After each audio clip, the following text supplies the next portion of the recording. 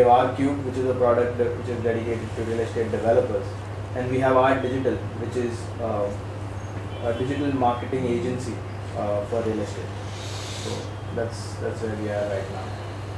We are a team of around 150, and we are scaling up to around 250 in the next coming quarter. So that's where we stand. Okay, that's the way it is. Okay, Mayank, let me now get to you. What actually made this company, in the three of you, to actually zero in on these three aspects of real estate: the broking, the developers, and the marketing? Right. What actually was the thrust of doing that?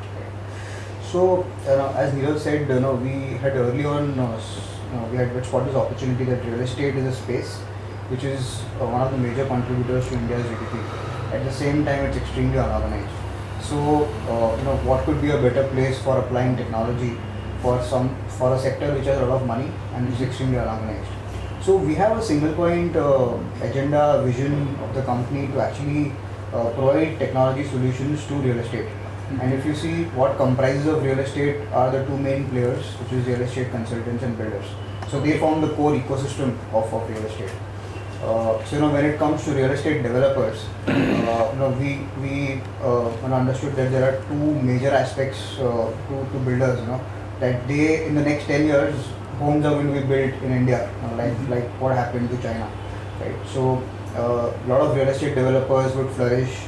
New real estate developers would come into existence. As you see today, almost everyone who has money becomes a real estate developer, right? So that's where the growth. That's where also the unprofessionalism comes in. To an extent, yes. So what we thought was we actually solved the major problems which they have is sales and marketing. We have technology platforms which solve their sales needs. We have an end-to-end ERP CRM platform for builders, which help them solve their entire sales process. And we are one of the leading digital marketing agencies for their marketing needs. So, in fact, in the very recent past, we have been ranked number 1 by Google. So we have won one of the contests by Google, which is called Google Pitch Perfect Concepts. And we have been ranked number 1 amongst 3,000 agencies all across India. We handle the marketing requirements for all major builders in India. So we form a single point company where we give them leads through our digital marketing expertise. We give them CRM solutions to cater to those leads, and we also provide them a network of brokers, because we have a broker CRM on the other end, which is also a very important entity in their sales process. So we kind of bridge all the gaps which they require to handle their sales and marketing. Okay, Harish, now can you also tell me, these days real estate developers have actually gone into marketing their projects solely through internet. There are so many of them, especially in Pune. Sure. Now, the idea is also because the buyers are also become very IT savvy. Sure. And many of them only target IT as a sector or as to sell their projects. Correct. What is your takeaway, or rather, what's your opinion on what has happened to real estate marketing? Sure. In the last few years, possibly in the last decade? Correct. So, if you look at marketing as a whole, right? Let's look at offline marketing, right? Mm-hmm. So where you have the print, right? Then you have the hoardings, you have the TV channels and stuff like that, right? So, if you look at print and hoardings, predominantly builders are the guys who are actually pumping in the maximum amount of money as far as offline marketing is concerned. Mm-hmm. Now, traditionally, offline marketing obviously had a lot of drawbacks in terms of measurability, in terms of performance and stuff like that, right? Now, the moment we apply technology to marketing, which is digital marketing, these two get immediately solved, right? So, measuring the return on their investment becomes child's play. Reaching markets which otherwise would have been not possible, given that print has a limited reach, gets solved. These two factors, and plus obviously, as you rightly said, that the demographics of the audience to which the builder is selling is changing drastically. The discovery of the property seeker's journey, which used to start by a phone call, to a broker probably 10 years earlier has now simply changed to pulling out the iPad or the phone and just going to Google and trying to figure out what properties would be suitable to his or her requirement. Okay. So that fundamental change in the property seeker's behavior is, I think, what's the primary driver behind the builder's paradigm shift also from offline marketing to more and more budgets being channeled towards online, because the buyer is online, and that's going to be the trend going forward. As you would already know that the number of smartphone users in our country is increasing at probably the fastest rate compared to anywhere else in the world. So what that implicitly means is that we would have a large population of our country who would have access to internet, right? And hence have access to a lot of information. And property buying being such an important decision in anyone's life, I'm sure everyone wants to do the basic research before going in for the decision, and the research easily starts online. So that's one of the key reasons why builders are moving into online. That sets off a lot of related questions. One is, what's the difference between a domestic real estate buyer, because you are in the cut and thrust of it. Mm-hmm. So what do you find is the difference between the domestic real estate buyer compared to an NRI real estate buyer? How do you actually differentiate them, or what are the characteristics of these two animals, the domestic buyer and the foreign buyer? So see, typically the domestic buyer has multiple ways of discovering a real estate property. So after he decides that he wants to buy a house of his own, he definitely can go to the internet and search for a relevant property from a new developer or probably a resale property. Okay. Alternatively, he can probably walk into a expo, or he could probably just walk into a broker's office nearby, and therefore without using technology also try and get his hands on what is the latest in the industry. But as compared to that, obviously the NRI buyer has only technology to bank upon. So and the NRI buyers are those who are looking to typically towards investment. So the NRI market is highly investment centric in their approach, which means that the NRI buyer population directly relates to the new project industry in India. Okay. Wherein the domestic buyer is both the new project industry as well as the resale project industry, the resale property industry for that matter in India. Apart from that, You're trying to say that the foreign buyer or the NRI buyers will not prefer to buy properties which are already existing. So typically, yes. Typically, why? Because the discoverability and the return on investment on a fresh project is far more than a resale property.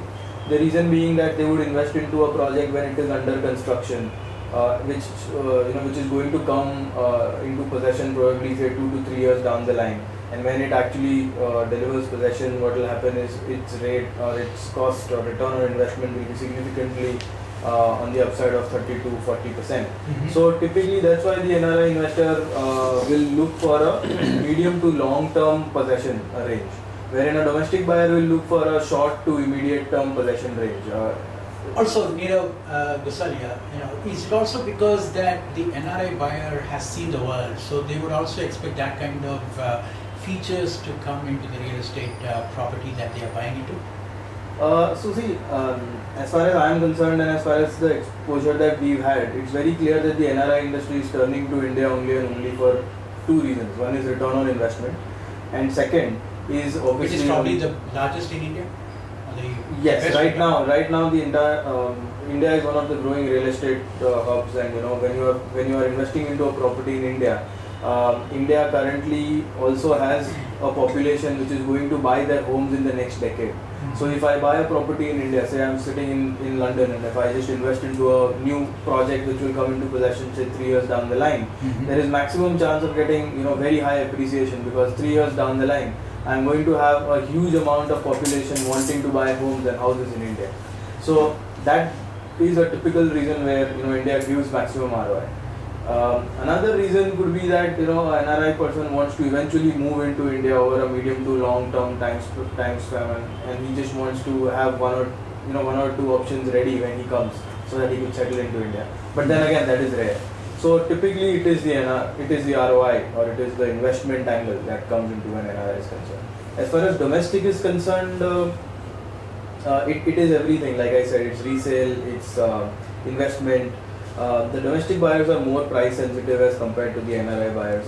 And the domestic buyers, again, the domestic buyers depend on the internet only when they want to discover new options. So when they are in the discoverability phase in their buying cycle, wherein the NRI would typically depend on technology right from the start till probably even booking the flat online, for that matter. Like for Tata Value Homes, they were able to book a huge amount of inventory online through the internet to the NRI audience. So this could be a couple of Mayank, that sets up another interesting aspect of it. I guess it was Polte Patel in Pune who sold at 650 crore worth of project. Yes. In about 20 days through their own gateway, and they made. I'm sure you're all friends with the IT guys there. Sure. Now, in that particular situation, don't you think there is stiff competition coming for you as a company in this particular, the choice of your business thrust or your business area? Not many IT companies are coming into this. Absolutely. So when you say, I guess you're referring to the digital marketing aspect. Exactly, yeah, digital marketing. So definitely, there are loads of digital agencies in the market, and in fact, there are thousands of others who are just raring to go and start digital marketing wings, right?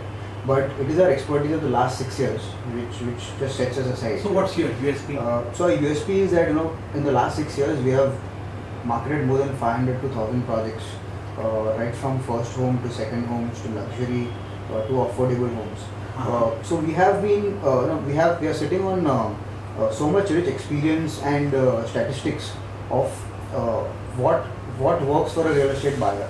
We exactly map the real estate buying experience online. Okay. We exactly know which sites to target, which keywords to target, what optimizations are required around the campaigns. Moreover, we have a very, very strong real estate marketing team. See, any campaign cannot work without a marketing brain. So what kind of messaging should go, what kind of creatives are to be made, what kind of landing pages are to be made, what is the communication expected for an NRI audience versus a domestic buyer. All of that, when comes together, forms a good campaign. So even today, our immediate competitor, when he is able to deliver leads at say 1,500 rupees a lead, we are able to deliver at 500 rupees a lead. So the gap is huge, and obviously we are growing every day. So it's good that we have competition, and it's good that we are in a space which is very, very hot. So the digital market for real estate is expected to be around 1,000 crores in the next 3 years. So there's enough potential for everyone to have their pie. 1,000 crores? That's what we estimate. So at least 1,000 crores for digital. So we expect a lot of print to move to digital also.